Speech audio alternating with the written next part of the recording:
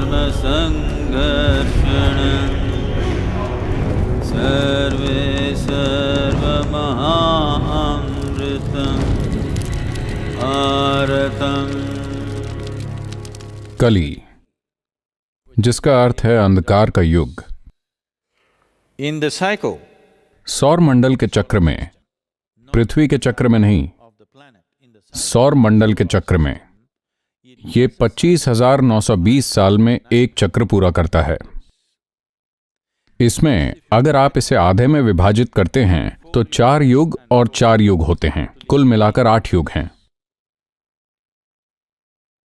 2 कली और 2 सत एक साथ आते हैं, एक साथ जुड़े हुए। 2 सतयुग, 2 कलयुग।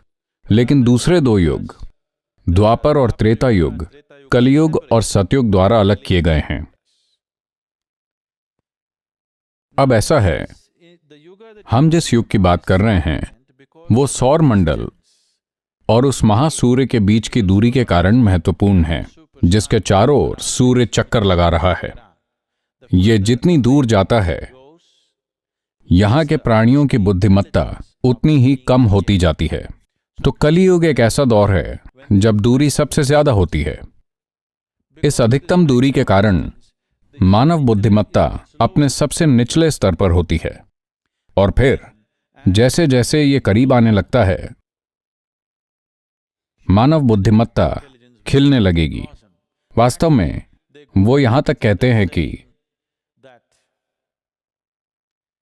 मानव प्रणाली में विद्युत और चुंबकीय बलों को समझने और उपयोग करने की क्षमता बेहतर होती जाएगी जैसे जैसे ये करीब आता है, और कम होती है जैसे जैसे ये दूर जाता है। आज आप जानते हैं कि आपकी बुद्धिमत्ता असल में आपके मस्तिष्क में न्यूरॉन्स की गतिविधि पर निर्भर करती है। हाँ, अगर आप मस्तिष्क की एक तरह की सिमुलेटेड छवि देखें तो आप देखेंगे कि न्यूरॉन्स चारों ओर चटक रहे हैं। क्या हम ये छवि दिखा सकते हैं? क्या हमारे पास मस्तिष्क की छवि है, ब्लू ब्रेन प्रोजेक्ट? तो आप देखेंगे कि ये बिजली की तरह चटकता हुआ धड़क रहा है, क्योंकि ये कितना विद्युत चार्ज ले सकता है वो तय करता है कि आप कितना अच्छा सोच सकते हैं, कितनी स्पष्टता से सोच सकते हैं। एक बात जो हाल ही में भौतिक वैज्ञानिकों ने कही है, योग विज्ञान इसे लंबे समय से कहता आ रहा है, भौतिक वैज्ञानिक इस निष्कर्ष पर पहुंचे हैं। वो कह रहे हैं कि उन भौतिक नियमों को देखते हुए जो सौर मंडल को नियंत्रित करते हैं, उन्हें लगता है कि मानव मस्तिष्क के और अधिक विकास के लिए कोई जगह नहीं है। ऐसा इसलिए है क्योंकि अगर आप न्यूरॉन्स का आकार बढ़ाते हैं तो ये अधिक सक्षम हो जाएगा, लेकिन इसके लिए बहुत अधिक बिजली की जरूरत होगी। अभी जब आप यहां बैठे हैं तो 20% ऊर्जा आपके मस्तिष्क में खर्च हो रही है, 20% कैलोरी अभी आपके मस्तिष्क में खर्च हो रही है। बाकी 80% आपके शरीर के इतने बड़े हिस्से के लिए 20% सिर्फ यहां आपके मस्तिष्क में खर्च हो रही है, क्योंकि मस्तिष्क आपके शरीर का बहुत ज्यादा ऊर्जा खर्च करने वाला हिस्सा है।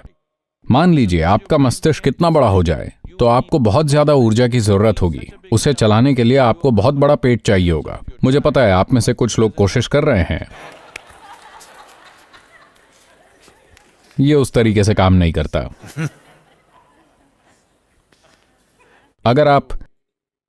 अगर आप मस्तिष्क इतना बड़ा बना लेते हैं तो आप उसे बिजली नहीं दे पाएंगे। अगर आप न्यूरॉन की संख्या बढ़ा देते हैं तो आप उतनी ही बिजली से बेहतर कर सकते हैं। लेकिन अभी न्यूरॉन्स जिस तरह से पैक हैं, उससे ज्यादा अगर आप न्यूरॉन की संख्या को बढ़ाते हैं तो संकेतों की स्पष्टता खत्म हो जाएगी। कई अति सक्रिय बच्चों के साथ ऐसा ही होता है। उनके मस्तिष्क में न्यूरॉन की संख्या सामान्य से ज्यादा होती है। वो प्रतिभाशाली होते हैं, लेकिन हर जगह बिखरे हुए होते हैं। वो ठीक से सोच नहीं पाते। उनकी प्रतिभा झोंके में होती है, लेकिन उससे कुछ नहीं निकलता क्योंकि स्पष्टता नहीं होती। तो अगर आप आकार बढ़ाते हैं तो ये कारगर नहीं होगा, अगर आप संख्या बढ़ाते हैं तो ये कारगर नहीं होगा। तो वो कह रहे हैं कि भौतिक नियमों के अनुसार मानव मस्तिष्क का और अधिक विकसित होना संभव नहीं है, लेकिन हम इसका बेहतर इस्तेमाल करना सीख सकते हैं। अभी जिस तरह से लोग इसका इस्तेमाल कर रहे हैं वो बहुत ही औसत दर्जे का है। देखिए, ये एक इलेक्ट्रिक चार्ज है, तो मस्तिष्क का आकार बढ़ाना या न्यूरॉन्स की संख्या बढ़ाना संभव नहीं है। तो इस वजह से वो इस निष्कर्ष पर पहुंचे हैं कि मानव बुद्धिमत्ता को बढ़ाया नहीं जा सकता, लेकिन बेहतर इस्तेमाल किया जा सकता है। अभी जिस तरह से हम इसका इस्तेमाल कर रहे हैं वो बहुत ही औसत दर्जे का है। इसके इस्तेमाल के तरीके को अगर आप ज्यादा परिष्कृत करते हैं तो आप अपनी मस्तिष्क शक्ति को बढ़ा सकते हैं। वो कह रहे हैं अभी की तुलना में लगभग 3000 गुना। जिस तरह से आप अभी हैं 3,000 times more intelligent than the way you are right now would be incredible, isn't it? उससे 3000 गुना अधिक बुद्धिमान होना अविश्वसनीय होगा, है ना? 3 गुना ज्यादा ही जबरदस्त बात होगी। तो हम इसे बेहतर तरीके से इस्तेमाल करना सीख सकते हैं, लेकिन हम इस मस्तिष्क को अधिक विकसित नहीं कर सकते क्योंकि भौतिक नियम इसकी इजाजत नहीं देते। योग विज्ञान ने बहुत पहले ही ये कह दिया था कि मानव बुद्धि और मानव शरीर को और विकसित नहीं किया जा सकता क्योंकि भौतिक नियम अपनी सीमा तक पहुंच चुके हैं। क्योंकि जिस तरह से पृथ्वी सूर्य के चारों ओर घूमती है और जिस तरह से चंद्रमा पृथ्वी के चारों ओर चक्कर लगाता है, हम इन सब चीजों की सीमा तक पहुंच चुके हैं। मानव शरीर उस क्षमता तक पहुंच चुका है, ये और आगे नहीं जा सकता। लेकिन साथ ही योग विज्ञान एक बार फिर कहता है कि इसे इस्तेमाल करने की आपकी क्षमता को बढ़ाया जा सकता है कई तरह की चीजें करके। हमने अभी जिन चीजों के बारे में बात की उनमें से एक है ब्रह्मचर्य, यानी आप सिस्टम में उस तरह की ऊर्जा पैदा कर सकते हैं जो अगर आपके पास 10 मस्तिष्क हों तब भी वो उसे चला सकती है। अगर आपके पास 25 मस्तिष्क हों तो भी वो उसे चला सकती है। आप यहां बैठकर अपने आसपास बैठे 1000 मस्तिष्कों को चला सकते हैं। कुंडलिनी को ऊपर उठाकर और जरूरी ऊर्जा पैदा करके अपनी ऊर्जा को पूरी तीव्रता में लाकर आप चाहें तो 1000 मस्तिष्कों को ऊर्जा दे सकते हैं। इसमें इतनी ऊर्जा है। तो हमने कहा ये वो ऋषि हैं जिन्हें ऐसे लोगों के रूप में बताया जाता है जिनके पास 1000 हाथ 10,000 हाथ थे। क्यों? ऐसा इसलिए कहा जा रहा है क्योंकि 10,000 आदमी जो कर सकते थे वो एक आदमी कर रहा है। कई मायनों में आधुनिक तकनीक बस यही दर्शाती है। लेकिन आंतरिक तरीके से एक इंसान इस तरह हो सकता है कि उसकी बुद्धिमत्ता 1000 या 10,000 या 10 लाख लोगों को शामिल कर सके, क्योंकि सिस्टम के भीतर अधिक कुशल ऊर्जा पैदा करने का एक और तरीका है। वैज्ञानिक इस पर गौर कर रहे हैं कि शरीर अपनी सामान्य स्थिति में कैसे ऊर्जा पैदा करता है, और वो कह रहे हैं अगर आपका मस्तिष्क थोड़ा बड़ा हो जाए तो आप इसे जरूरी ऊर्जा नहीं दे पाएंगे। लेकिन ऊर्जा पैदा करने के दूसरे तरीके हैं, और आपको बड़े मस्तिष्क की जरूरत नहीं है, आपको ज्यादा न्यूरॉन्स की जरूरत नहीं है, आपको ज्यादा ऊर्जा की जरूरत है। अगर आपके पास ज्यादा ऊर्जा, ज्यादा परिष्कृत ऊर्जा होती तो आप देखिए अगर आपको इस हॉल को रोशन करना होता तो एक समय था जब हम 5000 वॉट के बल्ब इस्तेमाल कर रहे थे। आज आप 100 वॉट का हेलाइट इस्तेमाल करते हैं और यह रोशन है। अब इस हॉल को हमारे एक साधक, वो इसे अमेरिका से हमारे पास भेज रहे हैं, वो बहुत शक्तिशाली एलईडी लैंप बनाते हैं। ये बल्ब 12 वोल्ट के हैं, ठीक है? 12 वोल्ट के बल्ब ये पूरे हॉल को रोशन करेंगे। बस 5 साल पहले इसकी कल्पना नहीं की जा सकती थी। 12 वोल्ट के बल्ब से आप इतने बड़े हॉल को रोशन करने जा रहे हैं, पर हम ऐसा करने जा रहे हैं तो बहुत कम बिजली से हम चीजों को रोशन कर रहे हैं, क्योंकि जिस तरह से हम बिजली का इस्तेमाल करते हैं और जैसे ये काम करता है उसमें सुधार इसे इस्तेमाल करने की हमारी क्षमता को बढ़ा देता है। जो बात एलईडी लैंप के लिए लागू होती है वो निश्चित रूप से मानव शरीर और मस्तिष्क के लिए भी लागू होती है। तो योग लगातार इसी की खोज कर रहा है। तो कल्कि को युग का अंत करने के लिए आना है। अंधकार के युग का अंत करने के लिए आना है।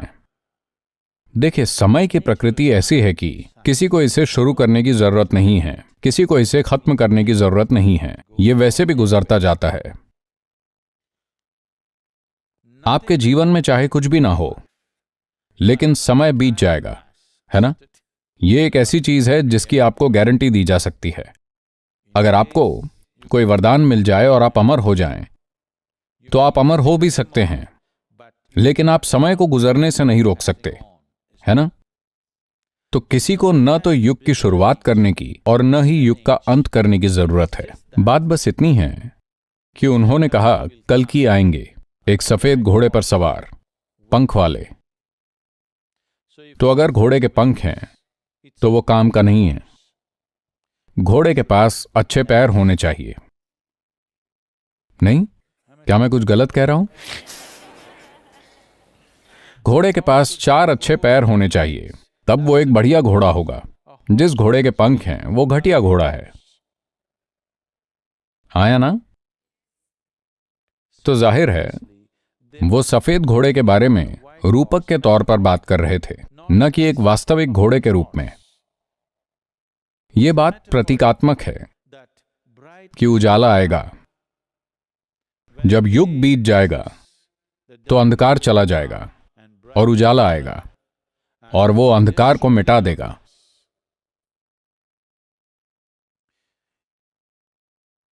अगर हॉल में अभी अंधेरा है, अगर मैं बल्ब जला दूं, तो क्या वो अंधेरे को मिटा देगा?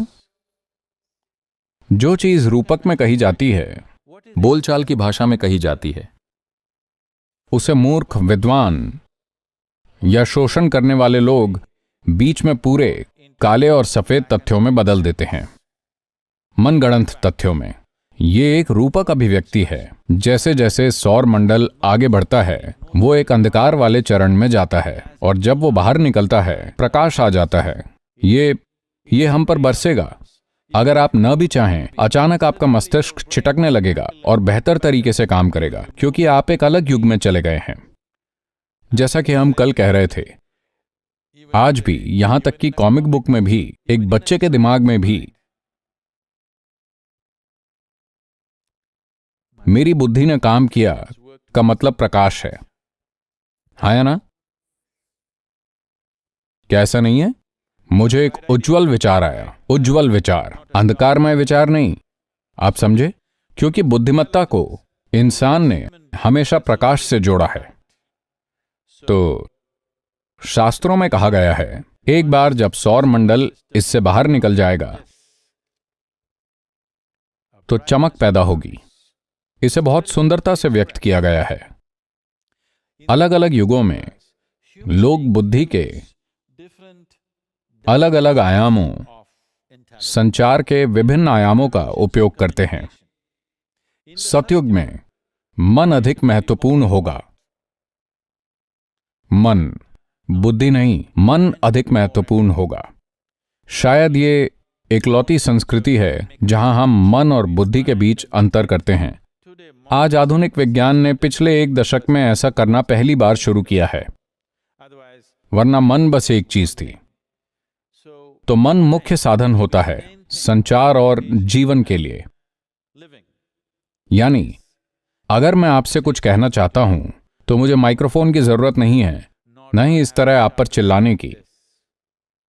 मेरे इसके बारे में सोचने से ही आप समझ जाएंगे। सतयुग में लोग कभी कभार ही बोलते थे, क्योंकि मन ही संचार का साधन था। जो कुछ भी किया जाना था वो बस मानसिक रूप से किया जाता था। चूंकि ये पूरा मानसिक रूप से किया जाता था, वो कहते हैं कि गर्भाधान भी मानसिक रूप से हुआ। उन्होंने इस हद तक कहा कि तब कोई शारीरिक गर्भाधान नहीं था, वो मानसिक रूप से होता था। फिर When they moved into जब वो त्रेता युग में पहुंचे तो आंखें महत्वपूर्ण हो गईं। तो आप देखेंगे, जब जीवन त्रेता युग में आया तो त्रेता युग में रहने वाले लोगों की भाषा में बात हमेशा इस तरह होती थी। भारत में बुनियादी अभिवादनों में से एक था, मैं आपको देख रहा हूं। मेरे ख्याल से हाल ही में एक हॉलीवुड फिल्म अवतार ने इसे बहुत लोकप्रिय बनाया, ICU। इस देश में बुनियादी अभिवादन था, मैं आपको देख रहा हूं। ठीक है, देख रहे हो तो क्या करें? नहीं, ऐसा नहीं है। मैं आपको देख रहा हूं का मतलब है आपको देख रहा हूं पूरा आर पार। तो त्रेता में लोगों ने अपनी आंखों का इस्तेमाल शक्तिशाली ढंग से किया। इसे नेत्र स्पर्श कहा जाता है।